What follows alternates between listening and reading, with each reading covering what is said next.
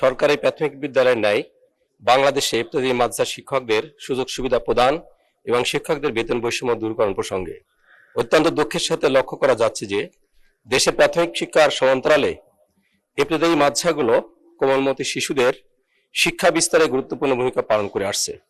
অথচ সরকারি প্রাথমিক বিদ্যালয়ের শিক্ষার্থীরা পোশাক, উপবৃত্তি, ইউনিফর্ম ও দুপুরের খাবার সহ বিভিন্ন সরকারি সুযোগ সুবিধা পেলেও ইবতেদায়ী মাদ্রাসা শিক্ষার্থীরা এসব মৌলিক সুযোগ সুবিধা থেকে বঞ্চিত হচ্ছে। মাননীয় স্পিকার, বাংলাদেশে এই মুহূর্তে রেজিস্ট্রেশন প্রাপ্ত ৪৩০০ ইবতেদায়ী মাদ্রাসা আছে। সরকারি অনুদান পায় এই ৪৩০০-র মধ্যে ১৫১৯টি মাদ্রাসা।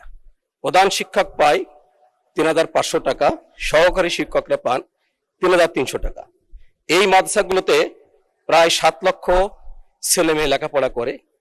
গত ২৮শে ফেব্রুয়ারি ২০২৫ অন্তর্বর্তীকালীন সরকার এই মাদ্রাসাগুলোকে সরকারিকরণ করার জন্য একটি প্রজ্ঞাপন জারি করেছিল, কিন্তু যেটা পরবর্তীতে আর কখনো বাস্তবায়ন হয়নি। এবং এখানে যে ছাত্রছাত্রীরা লেখাপড়া করে, অনেক মাদ্রাসা আছে যে একই ক্যাম্পাসে প্রাইমারি স্কুল আছে, সেই প্রাইমারি স্কুলের ছাত্রছাত্রীরা দুপুরবেলা টিফিন খায়, কিন্তু ইবতেদায়ী মাদ্রাসার এই ছাত্রছাত্রী তারা সেটা দেখে।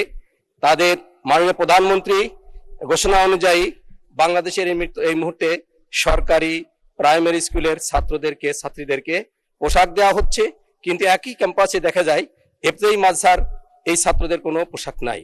কাজেই আমি আজকে মহান সংসদে আপনার মাধ্যমে মাননীয় শিক্ষামন্ত্রী দৃষ্টি আকর্ষণ করতে চাই, এই যে ইবতেদায়ী মাদ্রাসার এই বেহাল দশা থেকে উত্তীর্ণ করার জন্য ছাত্রছাত্রীদের